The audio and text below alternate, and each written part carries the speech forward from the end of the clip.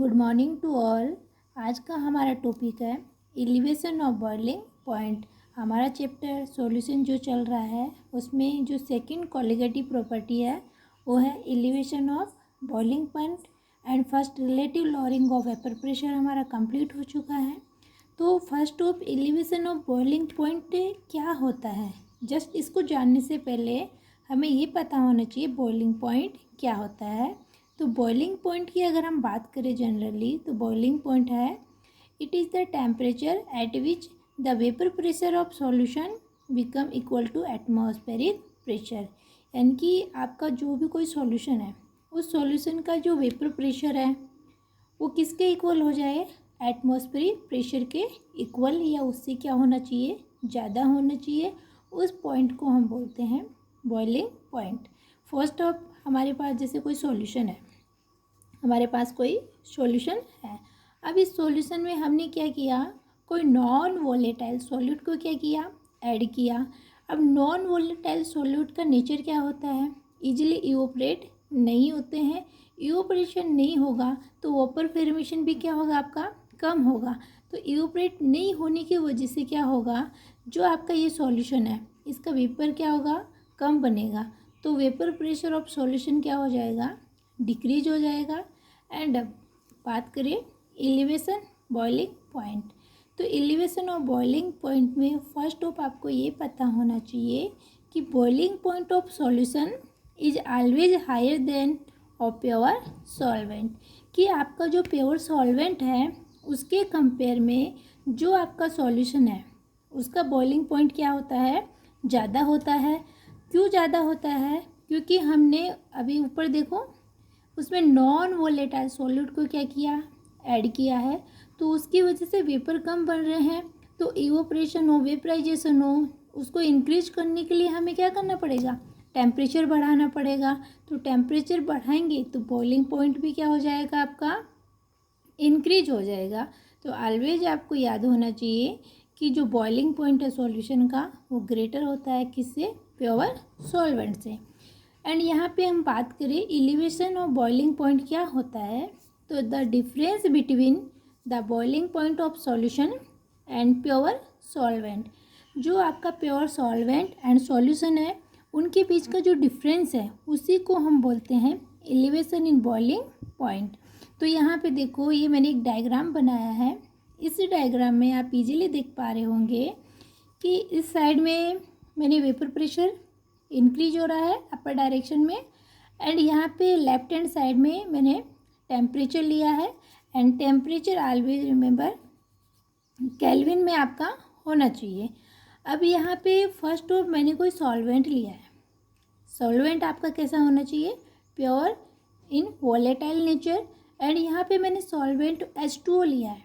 And यहाँ पे आप देखिए इस ग्राफ में जैसे जैसे आपका टेम्परेचर इंक्रीज हो रहा है वैसे वैसे वेपर भी क्या हो रहे हैं, इंक्रीज हो रहे हैं। तो यहाँ पे प्योर सॉल्वेंट का हमने सपोज करो ये कोई पॉइंट लिया, इस पॉइंट को इस साइड में हम इस लाइन से अटैच करेंगे। यहाँ पे इसको हमने कंसिडर किया कि ये जो पॉइंट है बॉइलिंग पॉइंट प्योर सॉल्वेंट का वो 1 एटमॉस्फेरिक प्रेशर के क्या है, इक्वल है। अब हमने क्या किया, नेक्स्ट ये जो आपका सॉल्वेंट है इसमें मैंने कोई नॉन वोलेटाइल सॉल्यूट को क्या किया, ऐड किया। ये सेकंड सॉल्यूशन है, इसमें हमने नॉन वोलेटाइल सॉल्यूट, शुगर, आप कुछ भी जो नॉन वोलेटाइल हो वो ऐड कर सकते हो। अब ऐड कर रहे हैं तो क्या हो रहा है, ये नॉन वोलेटाइल इन नेचर है, इवोपरेशन नहीं होगा।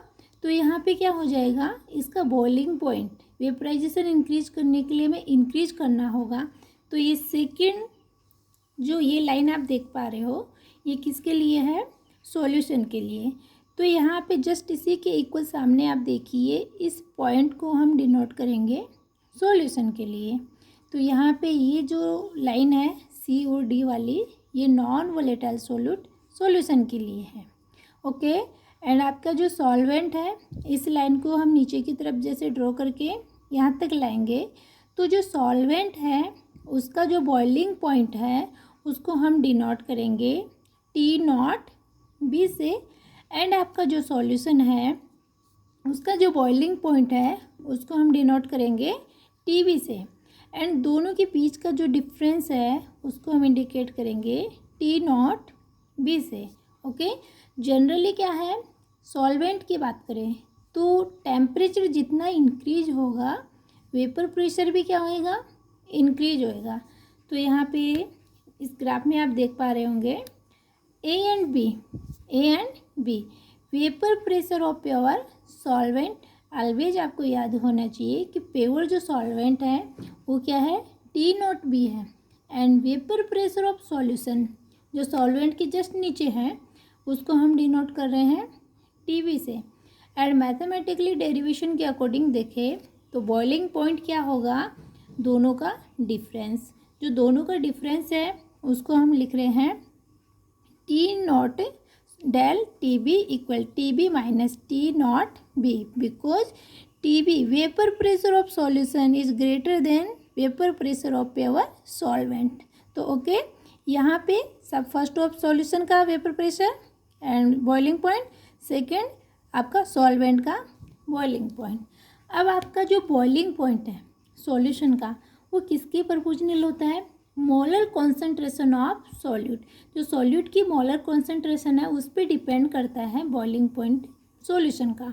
यहाँ पे molar concentration number of solute particle पे डिपेंड कर रहा है। इट मीन्स ये क्या है, कोलिगेटिव प्रॉपर्टी है। ओके, तो यहाँ पे मोलर कॉन्सेंट्रेशन को हम डिनोट करते हैं स्मॉल एम से, तो del T B directly proportional to M.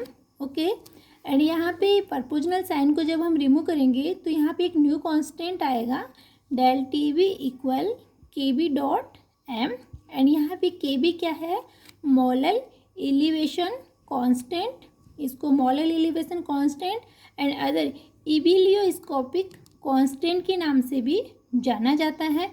And कभी कभी आपसे पूछ लिया जाता है कि जो आपकी के बी है एलिवेशन कांस्टेंट है वो किस पे डिपेंड करता है, ये सॉल्वेंट पे डिपेंड करता है। किस पे डिपेंड करेगा, सॉल्वेंट पे आपका डिपेंड करेगा। एंड यहाँ पे इबिलियोस्कोपिक जो कांस्टेंट है के बी है उसकी यूनिट आपको याद होनी चाहिए, यूनिट क्या होगी, के जी पर मोल इनवर्स। नेक्स्ट आप देखिए जो मोलिलिटी है, मोलिलिटी किसकी होगी, सॉल्यूशन की। अगर मोलिलिटी को हम 1 m इक्वल 1 कंसिडर करें तो यहाँ पे क्या हो जाएगा, del T B equal K B, and ये डेल टी बी आपका क्या है, कोलिगेटिव प्रॉपर्टीज है because depend on number of solute particles. And M की हम बात करें मोलिलिटी, जब मैंने चैप्टर स्टार्ट किया था आपकी जो कॉन्सेंट्रेशन टेम्परेचर इंडिपेंडेंट टर्म है मोलिलिटी, तो मोलिलिटी इक्वल होता है moles of solute divided mass of solvent multiply 1000। And mole of solute कैसे निकालते हैं, weight divided molar mass. Okay, and यहाँ पे ओवरऑल आप ध्यान दीजिए, बहुत बच्चे कंफ्यूज होते हैं कि कभी WA कभी WB दिया हुआ रहता है, ऐसा कुछ भी नहीं है। आपको एक चीज़ याद रखनी है, आपको खुद को पता होना चाहिए जब से आप चैप्टर स्टार्ट कर रहे हो कि आप सॉल्वेंट को बी मान रहे हो या सॉल्यूट को भी ए मान रहे हो, जो भी कुछ है मैंने स्टार्टिंग से लेके लास्ट तक इस कंप्लीट चैप्टर में जो बी है वो सॉल्यूट के लिए यूज में लिया है एंड ए जो है टर्म वो सॉल्वेंट के रेस्पेक्ट में यूज में लिया है। ओके, तो डेल टी बी इक्वल क्या हो जाएगा, यहाँ पे है के बी डॉट एम, जस्ट इससे पहले वाली जो इक्वेशन थी। तो अभी हमने एम की निकाल लिया फॉर्मूला, तो एम का जो फॉर्मूला है मोलिलिटी वो क्या हो जाएगा, W B upon M A divided W A. Okay, M A हमें कैलकुलेट करना है तो एम ए इक्वल क्या हो जाएगा, डब्ल्यू बी के बी एंड के जी में 1000 डिवाइडेड ये डेल टी बी आपका यहाँ पे आ जाएगा बिकॉज मल्टीप्लाई आप करोगे तो एंड डब्ल्यू ए।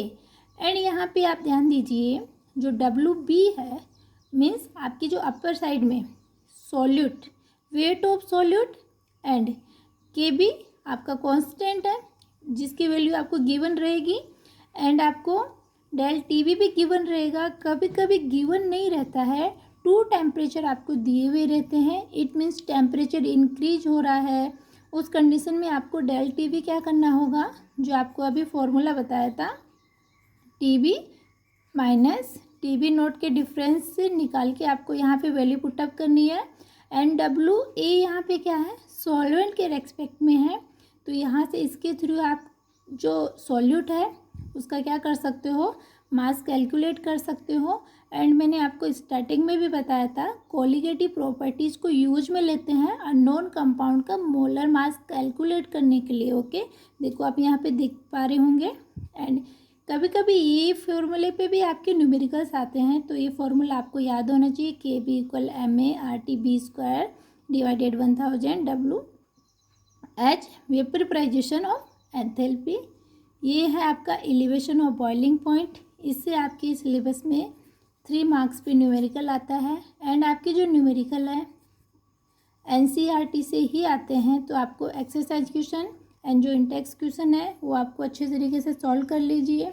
इस पर कुछ भी नहीं है, सिर्फ आपको ये डेरिवेशन जो फॉर्मूला है वो आपको याद होना चाहिए। आज की इस वीडियो में इतना ही।